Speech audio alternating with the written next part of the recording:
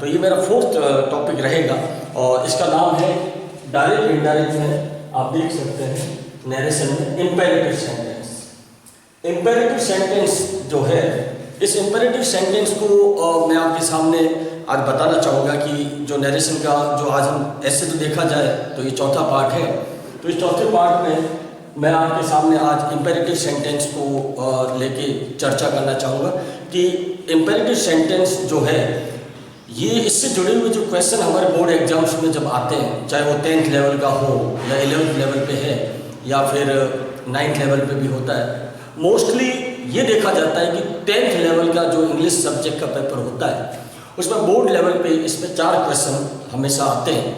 तो वो जो 4 क्वेश्चन है वो जो नरेशन की जो 5 टाइप है उन 5 टाइप में से किसी भी तरह से वो 4 क्वेश्चन आ सकते हैं उन 5 टाइप में से, है ना। हो सकता है 2 सेंटेंस अफर्मेटिव के दे दे, 1 एक्सक्लामेटरी का दे दे, 1 इंपेरेटिव का दे दे, 1 ऑप्टेटिव का दे दे, ऐसे करके वो 4 क्वेश्चन किसी में से दे सकता है। जो 5 तरह की नरेशन है, 5 टाइप है, उनमें से किसी भी 2 या 3 टॉपिक में वो 4 क्वेश्चन बना के दे सकता है। तो हमारा सबसे ज़्यादा जरूरी है कि हमारा कॉन्सेप्ट क्लियर होना चाहिए और हमें जो नरेशन के 5 पार्ट्स हैं उनके सारे कॉन्सेप्ट, उनकी वर्ब्स, उनके रिपोर्टेड स्पीच, उनका टेंस, है ना, उनका डायरेक्शन हमें सब पता होना चाहिए। तो बिल्कुल हमारा कॉन्सेप्ट क्लियर होगा तो हम आराम से नरेशन के किसी भी टाइप के क्वेश्चन को कर सकते हैं।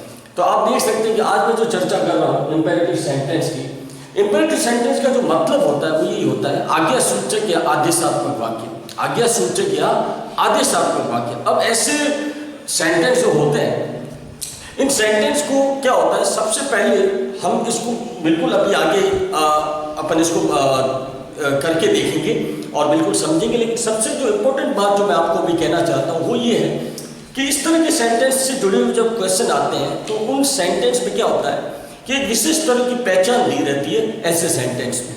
उस सेंटेंस में आप देखते हैं ना कि ज़्यादातर आपको कैसे पता चलेगा कि वो सेंटेंस इंपेरेटिव है और उसमें आप कैसे गैस करेंगे, उसमें ऑर्डर, रिक्वेस्ट, कमांड, है ना, ऑर्डर, रिक्वेस्ट, कमांड या एडवाइस। आप देख सकते हैं कि ऑर्डर, एडवाइस एंड रिक्वेस्ट। तो आप देख सकते हैं किस तरीके से इस तरह के सेंटेंस को आप करेंगे, ठीक है। इन सेंटेंस को आप देखिए, इस सेंटेंस में सबसे जो इम्पोर्टेंट चीज वो यही है कि इनमें जो नोशंस दिया रहता है, सेंटेंस का जो भाव दिया रहता है वो बहुत इंपॉर्टेंट है। उस भाव के अकॉर्डिंग आप इसकी जो रिपोर्टिंग वर्ब है उसको चेंज करेंगे। इसमें ऐसा नहीं है कि सैड और सेड तो दिया गया है तो आप उसको हटा के टोल्ड कर दें, ये अफर्मेटिव एसेटिव सेंटेंस नहीं है, ये इंपेरेटिव सेंटेंस है। तो इंपेरेटिव का मतलब यही होता है कि आदेश या आज्ञा सूचक वाक्य।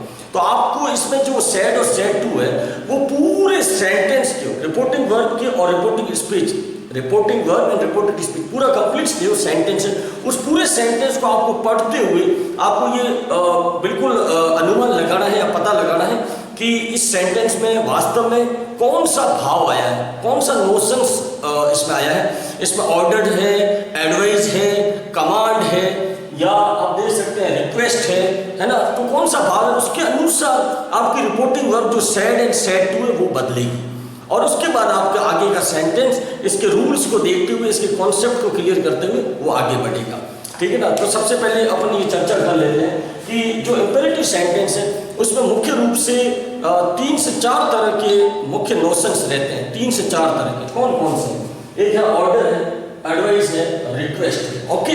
तो 3 से 4 तरह के नोशंस रहते हैं, इसी पे इसके सेंटेंस ज़्यादा बनते हैं, ओके। तो सबसे पहले मैंने आप लोग बच्चों के लिए एक बहुत ईजी तरीका मैंने निकाला है, बहुत ज़्यादा ईजी तरीका। देखो क्या होता है कि बच्चे कई तरह के अलग अलग बुक्स देखते हैं, गाइड्स देखते हैं, उसके अलावा वो नो डाउट क्लासेज में भी पढ़ते हैं।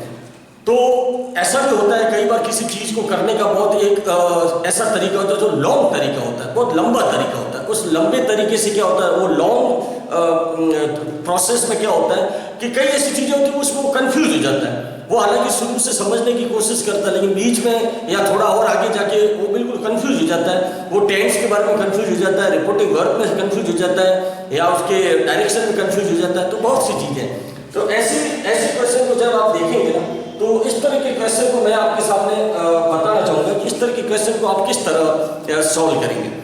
तो इसके लिए मैंने एक बहुत इजी तरीका आपके सामने रखना है, जिसमें आपको एक ही फॉर्मेट में पूरा इंपेरेटिव सेंटेंस समझ में आ जाएगा। एक ही फॉर्मेट में पूरा इंपेरेटिव समझ में आ जाएगा। तो आप देखेंगे मैंने आपके सामने एक टेबल बनाई है, एक चार्ट बनाया है। उस चार्ट को आप बहुत ध्यान से देखते हुए और जैसे जैसे मैं इस पर चर्चा कर रहा हूँ आप इस पर गौर करिए, इस पर ध्यान दीजिए। इससे क्या होता है, ये चार्ट जैसे आपको क्लियर हो जाएगा वैसे वैसे आपका इंपेरेटिव सेंटेंस पूरा क्लियर हो जाएगा। उससे जुड़ा हुआ अगर कोई भी क्वेश्चन आता है तो आप इजीली कर लोगे। तो देखिए चार्ट, सबसे पहले मैंने यहाँ पे लिखा है रिपोर्टिंग वर्ब। ये आप देख सकते हैं, ये रिपोर्टिंग वर्ब मैंने लिखा है। उसके बाद मैंने लिखा है रिपोर्टिंग वर्ब में चेंज। ध्यान से सुनना, रिपोर्टिंग वर्ब में चेंज मैंने यहाँ पे लिखा है, रिपोर्टिंग वर्ब में चेंज। ये दूसरा, और जो मैंने थर्ड जो सारणी बनाई है वो आप देखिए, रिपोर्टेड स्पीच में चेंज। रिपोर्टिंग वर्ब में चेंज एंड रिपोर्टेड स्पीच में चेंज। मैंने 3 सारणी बनाई है, 1, 2 एंड 3। अब इस सारणी को आप समझने की कोशिश करिए। आपको अच्छे से पता है कि जब डायरेक्ट इनडायरेक्ट का सेंटेंस जब हम देखते हैं तो उसमें सेंटेंस 2 होते हैं। एक होता है रिपोर्टिंग वर्ब का सेंटेंस जिसमें सेड एंड सेड टू आता है, आपको पता है। और एक होता है रिपोर्टेड स्पीच का सेंटेंस जो जस्ट दूसरा सेंटेंस होता है, जिसमें क्या होता है कि भाई एक पर्सन ने दूसरे पर्सन को बात कही तो तीसरे पर्सन ने उसको आगे बताया। तो एक रिपोर्टिंग वर्ब और एक रिपोर्टेड स्पीच, 2 सेंटेंस होते हैं। बिल्कुल। तो रिपोर्टिंग वर्ब का जो सेंटेंस है उसमें आप देखिए कि एक जैसा कि उसमें सेंटेंस बिल्कुल वो इंपेरेटिव सेंटेंस मान लो आपके सामने दिया गया है बोर्ड एग्जाम में या नॉर्मल रेगुलर एक्सरसाइज में। सबसे पहले देखिए उसमें अगर आपके सामने 3 तरह के, जो मैंने अभी बातें बोली, 3 तरह के भाव, 3 तरह के नोशंस, कौन से? Order, advice and request. इस तरह के भाव के साथ अगर कोई सेंटेंस शुरू होता है और उसमें सबसे पहले आप क्या करोगे कि जो सेड एंड सेड टू दिया गया है, सेड एंड सेड टू दिया गया है with order notion. With order notion मैंने यहाँ पे जो ये लिखा है विथ ऑर्डर नोशन, मतलब आप ये ना समझिए कि उस रिपोर्टिंग वर्ब में सेड और सेड टू के साथ ऑर्डर वर्ड आएगा। ऑर्डर वर्ड नहीं आएगा। ये मैंने आपकी सहूलियत के लिए मैंने यहाँ पे ये लिखा है ऑर्डर नोशन। ऑर्डर नोशन मतलब जो ब्रैकेट में नोशन मतलब भाव, यानी कि ऐसा एक रिपोर्टिंग वर्ब का सेंटेंस जिसमें सेड और सेड टू, जिसमें आपको ऐसा महसूस हो कि इसमें कोई ऑर्डर का भाव आया है, जैसे कि कोई किसी को आदेश दे रहा हो। तो ऐसा भाव आपको महसूस जब होगा तब आप क्या करोगे, उसको जब वापस लिखोगे, वापस सेंटेंस को जब इनडायरेक्ट में बढ़ाओगे तो आप क्या करोगे, जो सेड एंड सेड टू को हटा के वहां पे आप लिखोगे ऑर्डर या कमांडेड। ऑर्डर या कमांडेड, जो आपको सही लगे आप वो वर्ड कहां पे लिखोगे, सेड एंड सेड टू को हटा के, रिपोर्टिंग वर्ब। ठीक है। उसके बाद अब क्या होगा कि जब आगे का आपका जो सेंटेंस होगा रिपोर्टेड स्पीच, उसमें भी बदलाव होगा। तो जब आप उसको इनडायरेक्ट में बदलेंगे तो सेड एंड सेड टू किस में बदल जाएगा, ऑर्डर में। और जो आपका आगे रिपोर्टेड स्पीच का जो सेंटेंस होगा उसमें क्या होगा, जो भी आप शुरुआत करोगे उसमें सबसे पहले टू आ जाएगा और फिर आगे वर्ब की फर्स्ट फॉर्म, यानी टू पहले आएगा। ये बिल्कुल परमानेंट है, पहले आप टू लिखोगे। जैसे आपका सेंटेंस ऑर्डर के बाद हो सकता है उसका ऑब्जेक्ट आगे आ गया, उसके बाद जो रिपोर्टेड स्पीच का जो सेंटेंस जो आप इनडायरेक्ट में बदलोगे वहां पे पहली शुरुआत आप करोगे to and to plus verb की फर्स्ट फॉर्म। जो भी वहां पे फॉर्म दी गई वो फर्स्ट फॉर्म है, तो उससे पहले आपको टू लगा देना, टू प्लस वर्ब की फर्स्ट फॉर्म प्लस आगे बचा हुआ सेंटेंस है वो आप लिख देंगे। ठीक है। तो इस तरीके से आपको ये सेंटेंस बनाना होता है। अब देखो इसमें ऐसा नहीं कि सिर्फ ऑर्डर सेंटेंस ही आता है, इसमें रिक्वेस्ट भी आता है, एडवाइस भी आता है। तो मैंने ये बारी बारी से आपके सामने लिख दिया है। जैसे कोई ऐसा सेंटेंस आया जो सेड एंड सेड टू, और उस सेंटेंस में आपको अगर एडवाइस का भाव लग रहा है कि आपको लग रहा है इसमें एडवाइस सलाह दी जा रही है, तो आप क्या करोगे, उसका रिपोर्टिंग वर्ब जब इनडायरेक्ट में बढ़ाओगे तो उसका रिपोर्टिंग वर्ब क्या बन जाएगा, एडवाइस या यूज्ड, एडवाइस या यूज्ड बन जाएगा। और उसमें भी क्या होगा, आगे रिपोर्टेड स्पीच में टू प्लस वर्ब की फर्स्ट फॉर्म हो जाएगी और इस तरह आपका सेंटेंस बदलेगा इनडायरेक्ट। तो इसी तरह मैंने लिखा है said and said to with request भाव, यानी कि ऐसा सेंटेंस जिसमें सेड एंड सेड टू आया है और पूरे सेंटेंस में रिक्वेस्ट का भाव शो हो रहा है।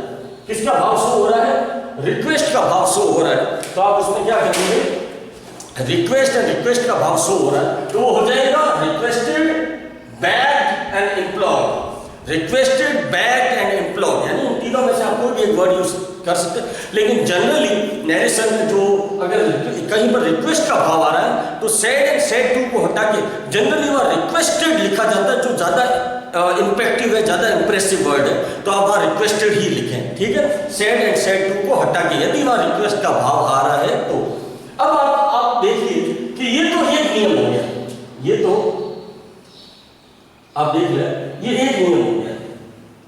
ये मैंने पहला रूल्स बताया कि इन तीन तरह के सेंटेंस में यदि रिक्वेस्ट, एडवाइस या ऑर्डर का भाव हो तो सेड एंड सेड टू जो आया है रिपोर्टिंग वर्ब उसको हटा के वहां पे आप order, requested and advice word लिख के आगे शुरू करोगे, ठीक है।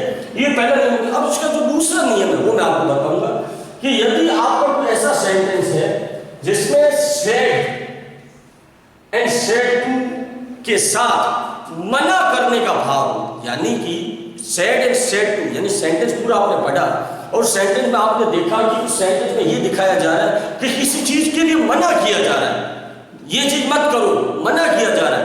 और मना करने को इंग्लिश में एक अच्छा वर्ड कहा जाता है फॉरबैड, यानी मनाही, ना देने का फॉरबैड। तो आप एक ऐसा सेंटेंस पढ़ते हैं जिसमें आपको लगता है इसको मना किया जा रहा है, बिल्कुल मना किया जा रहा है, तो आप देख सकते हैं जो मना का भाव है यानी नहीं करने का भाव है, तो उसमें क्या होगा मैं आपको बताऊं। उसका जो आगे का जो रिपोर्टेड स्पीच का सेंटेंस होगा उसमें एक सब वर्ड आता है डू नॉट। क्या आएगा?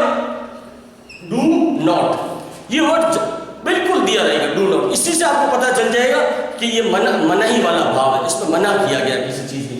तो ऐसे सेंटेंस को आप क्या करोगे, ऐसे सेंटेंस को जब आप बदलोगे इनडायरेक्ट में, है ना, इनडायरेक्ट में बदलोगे, सबसे पहले आपको क्या करना है, जो सेड टू दिया गया वहां पे आप फॉरवर्ड नहीं लिखोगे। फॉरवर्ड तो मैंने इसलिए बताया कि भैया मैंने फॉरवर्ड का भाव बताया कि भाई मना करने का भाव यानी फॉरवर्ड। लेकिन यहाँ पे क्या होगा, जो सेड टू वहां पे आप एडवाइस लिखोगे। क्या लिखोगे? एडवाइज्ड, ये वाला एडवाइज्ड लिखोगे। उसके बाद आप क्या करोगे, जो मैंने यहाँ पे लिखा है कि आगे आपके रिपोर्टेड स्पीच का जो सेंटेंस जिसमें डू नॉट आया है ना, डायरेक्ट सेंटेंस में डू नॉट आया रिपोर्टेड स्पीच में, वो डू नॉट हटके क्या हो जाएगा, टू प्लस वर्ब की फर्स्ट फॉर्म, यानी टू प्लस नॉट हो जाएगा। सॉरी मैं यहाँ पे मैंने लिखा नहीं, नॉट प्लस टू बदल कर मैं वापस लिख रहा हूं यहाँ पे, नॉट प्लस टू।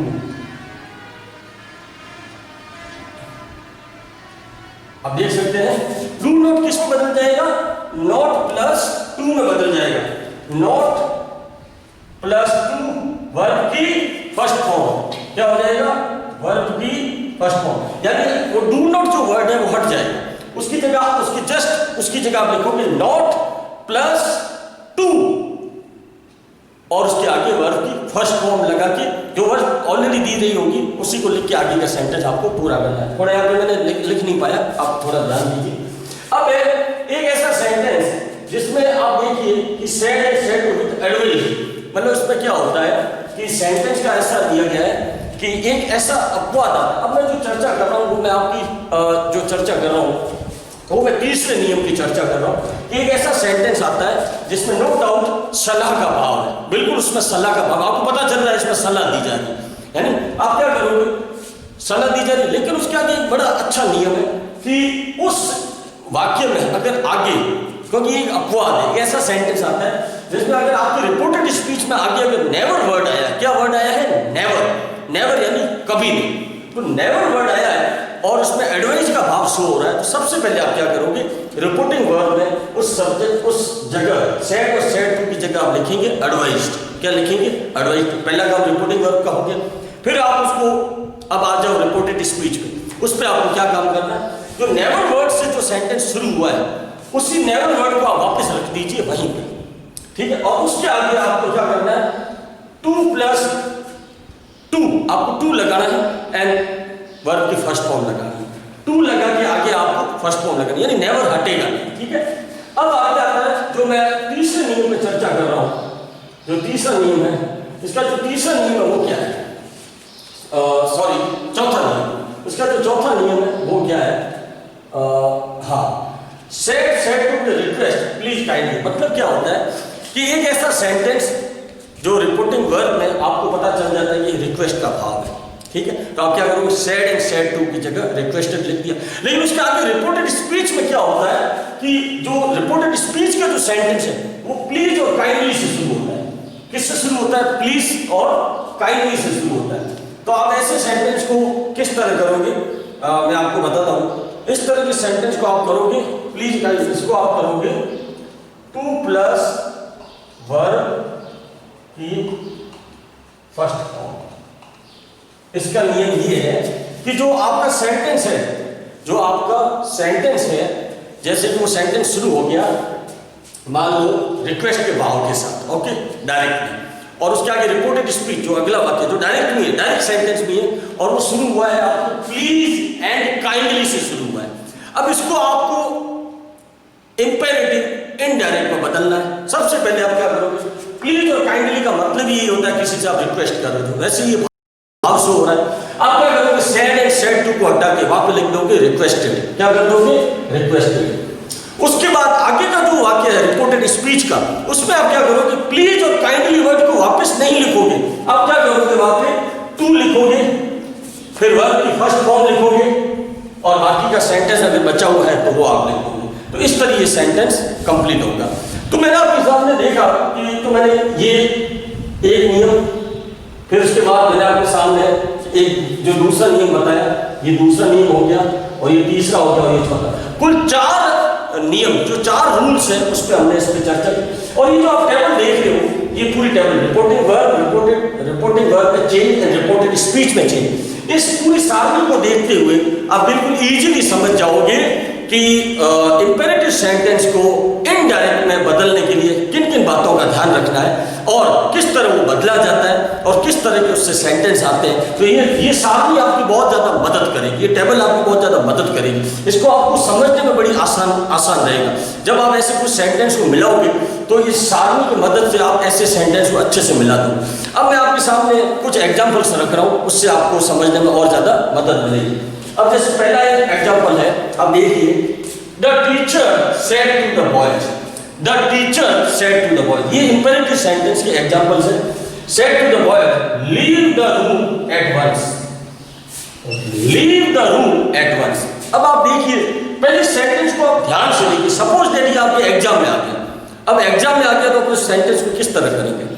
सबसे पहले आप बड़े आराम से, ठंडे दिमाग से सेंटेंस को पढ़िए। The teacher said to the boys, अध्यापक ने बच्चों से कहा, leave the room at once, इस कमरे को इसी समय खाली कर लो, या एकदम से खाली कर लो, या इसी पल में। तो आप देखें, सबसे पहले इसमें क्या हो रहा है, जो टीचर है ना, वो आदेश दे रहा है बच्चों को, रूम खाली कर दो, इसी समय रूम खाली कर दो, आदेश दे रहा है। तो मैंने आपको क्या बताया कि जब आदेश का भाव हो, जब ऑर्डर का भाव हो, अब क्या होगा, यहाँ पे ऑर्डर का भाव आ रहा है। मैंने क्या बोला, said to with order notion, यानी ऑर्डर का भाव आ रहा है। तो आप क्या करोगे, द टीचर हो जाएगा। ये जो सेड टू है, ये सेड टू बदल जाएगा ऑर्डर्ड, किसमें बदल जाएगा, ऑर्डर्ड, ठीक है। फिर उसके बाद द बॉयज, वो एज इट इज रह जाएगा द बॉयज। तो आपने पहला जो चेंज किया वो ये किया, आपने ये फर्स्ट चेंज कर लिया यहाँ पे, फर्स्ट। उसके बाद आप क्या करो, मैंने जैसा कि आपको बताया, इन्वर्टेड, आपको पता है इन्वर्टेड हट जाते हैं, हमने इससे पहले वीडियो में भी चर्चा की है, इन्वर्टेड को हटाया जाता है। तो आपने क्या किया, इन्वर्टेड को हटा दिया, ठीक है। तो ये भी काम हो गया। अब आप देखें कि आगे जो है, मैंने क्या बताया, इस तरह के सेंटेंस में आगे, अब जैसे यहाँ पे लीव, ये leave the room at once पूरा सेंटेंस है ना। आप क्या करोगे, सबसे पहले तो आपको टू लगाना, आपने टू लगा दिया क्योंकि यहाँ पे लिखा गया टू। फिर इससे पता है वर्ब की first form, leave already first form है, आपको पता है, आप लगा दीजिए लीव, है ना। तो आपका ये पहला, दूसरा ये काम हो गया, इन्वर्टेड हटा दिया, तीसरा आपने टू लगा दिया, है ना, और विथ ये आपने फर्स्ट फॉर्म लगा दी, बिल्कुल ये काम हो गया। अब पीछे आप पूरा सेंटेंस पूरा लिख दीजिए, ये पूरा आपका सेंटेंस, बाकी का आगे, बस इतना सा चेंज आपने किया इस फॉर्मेट को देखते हुए। एक और सेंटेंस लेते हैं, he said to his father, he said to his father, एक साइड, ये इसको क्या कहते हैं, ये हो गया रिपोर्टिंग वर्ब। ये क्या हो गया, रिपोर्टिंग वर्ब, इसे रिपोर्टिंग वर्ब कहते हैं, है ना। ये है रिपोर्टिंग वर्क। अब उसके बाद आगे रिपोर्टेड स्पीच, क्या है? वर्क हार्ड, कड़ी मेहनत करो। ओके, अब इसमें देखो आप क्या हो रहा है कि he said to his father, उसने he said to his friend, he said to his friend work hard, उसने अपने दोस्त को कहा कड़ी मेहनत करो। तो इसमें क्या आ रहा है? सलाह का भाव आ रहा है। क्या आ रहा है? एडवाइस का भाव आ रहा है कि भाई सलाह दे रहे हैं, भाई अच्छी मेहनत करो। क्या करोगे? सेड टू, तो इसमें सेड टू किसमें बदल जाएगा? एडवाइज्ड। किसमें बदल जाएगा? एडवाइज। पहला काम आपका यही होगा। फिर उसके बाद हिज फ्रेंड आप लिख दो, बचा हुआ। फिर इन्वर्टेड आप हटा दिया। उसके बाद क्या है? Work hard. मैंने क्या बताया आपको? नियम क्या कहता है? 2 प्लस वर्क की फर्स्ट फॉर्म आपको पहले 2 लगा दिया, ये 2 लगा दिया। उसके वर्क ऑलरेडी फर्स्ट फॉर्म है, जो यहाँ आया हुआ है, ये वर्क लगा दिया, पीछे का सेंटेंस कंप्लीट। बस इजी, कोई दिक्कत नहीं है, बिल्कुल आपने इसको फॉलो किया। अब एक और सेंटेंस देखते हैं। The teacher said to him, the teacher said to him. Reporting verb में क्या सेंटेंस आया है? The teacher said to him. आगे रिपोर्टेड स्पीच में क्या सेंटेंस आया है? Do not waste your time, do not waste your time. अब आप देखिए कौन से नियम में है? ये रहा। कौन सा है? ये वाला सेंटेंस है, ये वाली लाइन आप देख सकते हैं, ये वाली लाइन है, कोई दिक्कत नहीं है। पूरा नियम इसका कॉन्सेप्ट इस सारणी में दिया गया है। तो सबसे पहले तो क्या हो जाएगा कि आप क्या करेंगे? The teacher said to him do not waste your time. Okay, तो सबसे पहले क्या हो रहा है कि अध्यापक ने उससे कहा कि तुम अपना समय बर्बाद मत करो।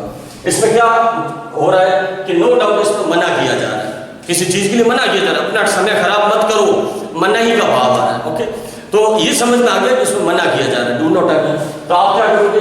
यहाँ पे यूज क्या होगा? सेड एंड सेड टू की जगह क्या यूज हो जाएगा?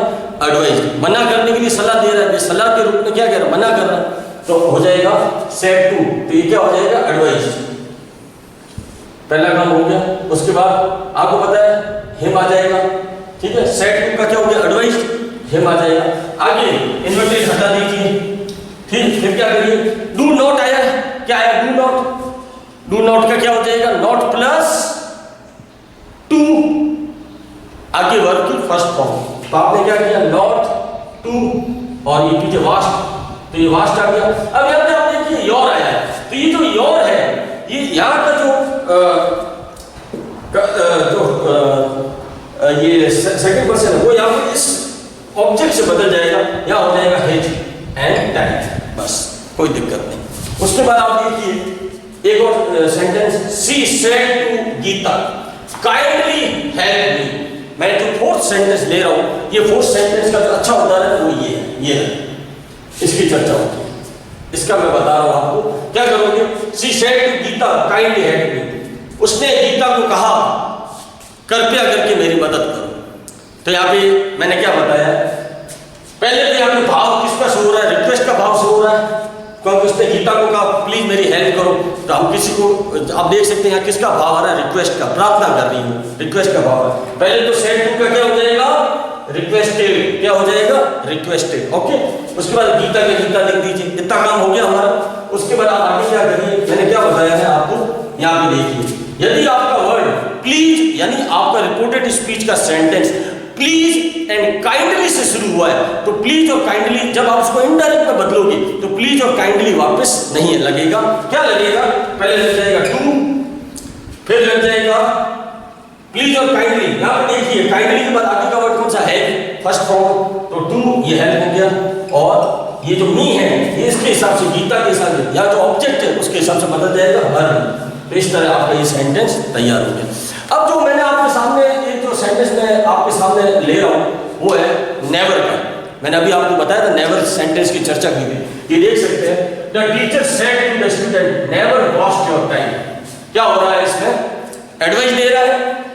द टीचर सेड टू किसमें बदल गया? एडवाइस में, पीछे द स्टूडेंट आ गया, रिपोर्टिंग वर्ब का काम हो गया खत्म। अब वर्ड क्या आया है? नेवर आया है, नेवर वापस लग जाएगा, नेवर वापस लग गया, और नेवर के बाद क्या हो गया? टू, तो ये टू हो गया। फिर उसके बाद क्या हो गया? फर्स्ट फॉर्म, ये फर्स्ट फॉर्म हो गई, एंड हिज टाइम। तो यहाँ पे जो योर आया है, तो आप देख सकते हैं ये योर जो है वो किस हिसाब से बदल जाएगा, यहाँ के ऑब्जेक्ट के हिसाब से ये बदल जाएगा हिज में। ओके, तो इस तरीके से देखिए आपने स्टूडी टेबल के जरिए मैंने आपके सामने ये 4 सेंटेंस जो मैंने 1 बाय 1 इसको सॉल्यूशन किया है। आप अन्य कई प्रकार के अपने सिलेबस या गाइड या अपनी बुक में से कई तरीके से सेंटेंस को लेके इस सारणी की मदद से उसको मिलाइए और उसको आगे। अब आगे मैं इसी इंपेरेटिव सेंटेंस जो नरेशन का जैसा कि हम 4th पार्ट में चर्चा कर रहे हैं, तो इसी इंपेरेटिव सेंटेंस में एक टॉपिक ऐसा भी होता है जिसपे अक्सर हमारे बोर्ड एग्जाम्स में एक क्वेश्चन अक्सर आ ही जाता है। और वो क्वेश्चन क्या होता है, वो क्वेश्चन शुरू होता है लेट से। किससे शुरू होता है, लेट। ये जो वर्ड है with let, imperative sentence with let. अभी जो इंपेरेटिव सेंटेंस का ये एक प्रकार है, एक टाइप है, और जो अक्सर बिल्कुल इसका जो क्वेश्चन आता है उसमें एक लेट वर्ड को दिया जाता है। पर जब ये लेट वर्ड्स का प्रयोग होता है उस सेंटेंस में, तो मुख्य रूप से उसके 2 सेंटेंस बनते हैं। एक बनता है प्रपोजल और एक बनता है परमिशन। एक बनता है प्रपोजल यानी प्रस्ताव और एक होता है परमिशन यानी अनुमति।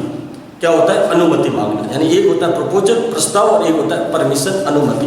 इन 2 तरह के टॉपिक पे यानी प्रस्ताव और अनुमति, इन 2 टॉपिक पे 2 क्वेश्चन बनते हैं जो लेट से शुरू होते हैं। ओके, तो इस तरह के क्वेश्चन अगर हमारे बोर्ड एग्जाम्स में आते हैं तो हमें उन्हें किस तरह सॉल्व करना है। बहुत इजी तरीका है, बहुत नॉर्मल तरीका है, साधारण तरीका, और इसके क्वेश्चन भी बड़े ईजी आते हैं। और मान लो ऐसा भी होता है कई बार तो नहीं भी आते हैं, पर अगर आते हैं तो बड़े इजी आते हैं और हमें बड़ा इजीली हम उनको अटेंड कर सकते हैं। तो इसका थोड़ा सा ये है कि इसका कॉन्सेप्ट हमें ध्यान रखना पड़ेगा।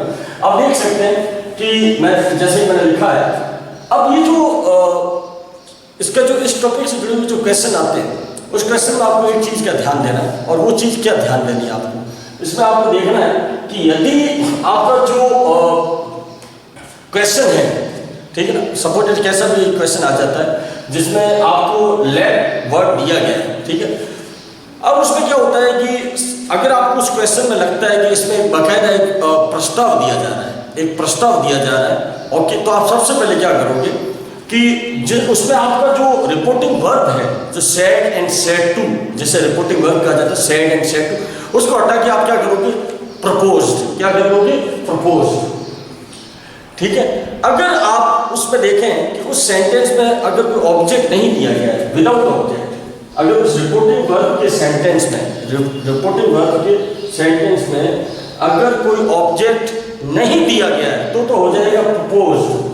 ओके, क्योंकि आपको लग रहा है कि सेंटेंस में प्रस्ताव दिया जा रहा है तो आप प्रपोज लिखोगे। अगर उसमें ऑब्जेक्ट नहीं दिया गया रिपोर्टिंग वर्ब के सेंटेंस में तो प्रपोज्ड आएगा। अगर आपको लगता है कि उसमें object said and said to के साथ ऑब्जेक्ट दिया गया है तो सेड एंड सेड टू बदल जाएगा प्रपोज्ड टू। किसको बदल जाएगा, प्रपोज्ड टू विद ऑब्जेक्ट। यानी रिपोर्टिंग वर्ब के सेंटेंस में जो लेट वाला सेंटेंस है, जो मैंने आपको बताया प्रस्ताव और अनुमति 2 पे बनता है, अगर उसमें आपके रिपोर्टिंग वर्ब वाले सेंटेंस में सेड एंड सेड टू के साथ ऑब्जेक्ट नहीं आया है तो सेड एंड सेड टू बदल जाएगा प्रपोज्ड में। अगर सेड एंड सेड टू के साथ ऑब्जेक्ट आया है तो बदल जाएगा प्रपोज्ड टू। ओके, ये हमारा पहले कॉन्सेप्ट इसमें क्लियर हो गया। इसमें क्या होता है, कनेक्टिव जो लगेगा, कनेक्टिव वो लगेगा डेट। क्या लग जाएगा, डेट। इसमें कनेक्टिव का प्रयोग होता है। ओके, और अब आपको जो मुख्य बात बताता हूं, जो आगे आपका रिपोर्टेड स्पीच का सेंटेंस है, यदि वो लेट अस और लेट्स से शुरू होता है, लेट अस या लेट्स से शुरू होता है, तो उसको जब आप इनडायरेक्ट में बढ़ाओगे तो वो लेट अस और लेट्स हट जाएगा। उसको हटाकर आप क्या करोगे, वी दे, वी या दे से शुरू करोगे। जनरली ज्यादातर दे से शुरू किया जाता है, तो they plus should, they plus should का प्रयोग होगा। किसका प्रयोग होगा, दे प्लस शुड। और इस तरह आप आगे का सेंटेंस पूरा करोगे, लिखोगे। तो रिपोर्टेड स्पीच में वो दे शुड में बदल जाएगा। किस में बदल जाएगा, दे शुड में। यदि लेट से कोई सेंटेंस शुरू हुआ है और सेंटेंस में प्रस्ताव दिया गया हो, ठीक है। ये मैंने आपके सामने बेसिक बातें इसकी क्लियर की। इसका एग्जांपल मैं आपको सीधा बता देता हूँ, ये देख लीजिए। इसका ये एग्जांपल भी आप डायरेक्टली देख सकते हैं। The girls said let's play a hockey match today. Sentence आपके सामने है। The girls said let's play hockey match today. लड़कियों ने कहा चलो आज हम हॉकी का एक खेल खेलते हैं या हॉकी का एक मैच खेलते हैं। क्या है ये? प्रस्ताव। क्या है ये? प्रस्ताव दिया जा रहा है, चलो यार आज हॉकी का मैच खेलते हैं। तो आपको पता चल गया ये इसमें प्रस्ताव है, प्रपोजल है। तो इसको कैसे बदलेंगे? सबसे पहले क्या हो जाएगा? द गर्ल्स तो लिखना ही है। जो आपका सेंटेंस प्रस्ताव वाला है तो आप क्या करोगे? प्रपोज। अब आपने आप प्रपोज लिखा, मान लो इस सेट के आगे कोई ऑब्जेक्ट आया होता तो आप क्या कर देते? Proposed to. क्या कर देते? Proposed to. लेकिन यहाँ पे ऑब्जेक्ट नहीं आया है इस सेंटेंस में, ये रिपोर्टिंग वर्ब है, ये पूरा रिपोर्टिंग वर्ब है। ओके, इसमें इसको क्या कहते हैं? रिपोर्टिंग वर्ब इसको। तो ये इसमें आप देखें, इसमें सेट के आगे ऑब्जेक्ट नहीं आया है तो सिर्फ प्रपोज्ड हो जाएगा, सिर्फ प्रपोज्ड। और ऑब्जेक्ट आया होता तो प्रपोज्ड टू होता। इतनी से आपने ध्यान रखना। अब आगे का आप देखिए क्या दिया गया है? Let's play a hockey match today. सबसे पहले आपको इन्वर्टेड हटा देना है, इन्वर्टेड हटा देना। मैं पहले पिछले वीडियो में भी बता चुका हूं। अब आपको क्या करना है? प्रपोज के आगे आपको कनेक्टिव लगाना है। क्या लगाना है? Connective date. आपने डेट लगा दिया, ये आपका काम हो गया अच्छे से। उसके बाद आप क्या करोगे? दे लगा दीजिए। मैंने जैसा कि आपको बताया है दे लगाना है। दे के साथ आपको क्या लगाना है? Should. They should. They should के बाद क्या हो गया? ये देखिए, ये जो पीछे का सेंटेंस है ये पूरा याद लगा दीजिए। Play a hockey match, play a hockey match. अब यहाँ पे डायरेक्शन क्या आया है? मेरे पिछले वीडियो में मैं आपको बता चुका हूँ कि डायरेक्शन को भी बदलना पड़ता है। तो यहाँ पे टुडे आया है, टुडे का डायरेक्शन क्या बदल जाएगा? That day. तो ये हो गया दैट डे। आपका सेंटेंस कंप्लीट। वेरी इजी, बिल्कुल इजी है, कोई दिक्कत नहीं है। अब देखते हैं एक और सेंटेंस जो लेट से बनता है, वो है परमिशन, यानी अनुमति। ये देख सकते हैं। तो उसमें सबसे पहले आपको क्या करना है? आपको पता चल गया कि परमिशन यानी क्या होता है? अनुमति। यानी कि हम किसी से रिक्वेस्ट करते हैं, किसी से प्रार्थना करते हैं कि भैया मुझे इस चीज़ की अनुमति दी जाए, इस चीज़ की परमिशन दी जाए, है ना, या आज्ञा दी जाए। तो आप देखिए सबसे पहले आपको क्या करना है? जो सेट एंड सेट टू है इसको आप किसमें बदल दोगे? रिक्वेस्टेड में। किसमें बदल दोगे? रिक्वेस्टेड। ठीक है, बदल देंगे, रिक्वेस्टेड में बदलेंगे। उसके बाद आप लेट को टू लेट में बदल देंगे। आगे का जो रिपोर्टेड स्पीच में जो सेंटेंस दिया गया होगा लेट, तो इसको आप क्या करेंगे? टू लेट यानी इन्फिनिटिव में बदल देंगे। किस में बदलेंगे? इन्फिनिटिव सेंटेंस में, यानी लेट का हो जाएगा टू लेट। अगर वो परमिशन वाला सेंटेंस है तो उसमें ठीक है। तो इसका हम एक एग्जांपल देख लेते हैं। ये रहा, he said to his friend. ये रिपोर्टिंग वर्ब का सेंटेंस है। सेड टू किस में बदल गया? रिक्वेस्टेड में। किस में बदल गया? रिक्वेस्टेड में। ओके, उसके बाद हिज फ्रेंड हो जाएगा, कोई दिक्कत नहीं। अब आप क्या करेंगे? इसमें आपको कनेक्टिव नहीं लगता है क्योंकि इन्फिनिटिव आ गया ना, तो कनेक्टिव नहीं लगेगा। अब ये जो लेट है तो मैंने आपको क्या बताया? लेट किस में बदल जाएगा?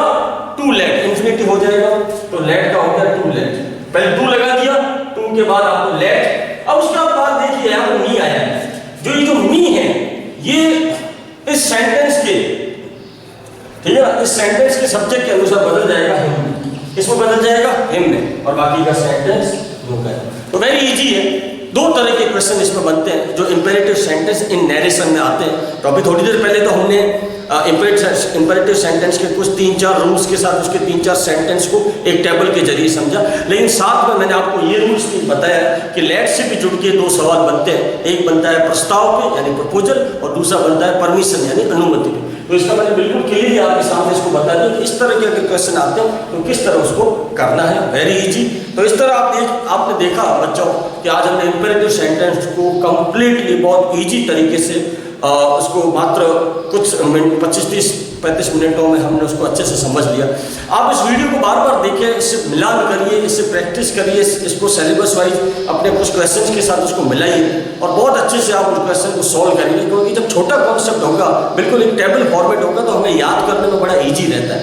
नहीं तो क्या होता है, लंबे टेंस, पहले टेंस को याद करो, फिर डायरेक्शन को याद करो, फिर करो, वो सब एक जगह हमें नहीं मिलता। हमें एक ही जगह पे 5-6 तरह की चीज़ों को याद रख के फिर सोचना पड़ता है कि यार इसके इस सेंटेंस में ही डायरेक्ट इनडायरेक्ट का सेंटेंस है, इसमें डायरेक्शन बदलना है तो डायरेक्शन का ये, टेंस का ये, रिपोर्टिंग वर्ब का ये, प्रोनाउन का ये। तो मैंने इसको सबको बिल्कुल यूटिलाइज कर लिया, छोटा कर लिया। तो मेरे जो अभी तक जो डायरेक्ट इनडायरेक्ट 2-3 वीडियो बन चुके हैं उनमें मैंने इन सबको बड़ा शॉर्ट तरीके से टेबल फॉर्मेट के जरिए आपको मैंने बता दिया। तो इसी तरह आपने इंपेरेटिव सेंटेंस को भी बड़े सॉल्यूशन तरीके से आपके सामने टेबल से बताया, तो आपने इसको बिल्कुल देखा भी है। आप इसको देखेंगे और इसको और ज़्यादा से ज़्यादा मिलाइए और इसको आगे से आगे शेयर करिए, सब्सक्राइब करिए ताकि आपको लेटेस्ट अपडेट भी मिलता रहे। Thank you. Stay and safe at home.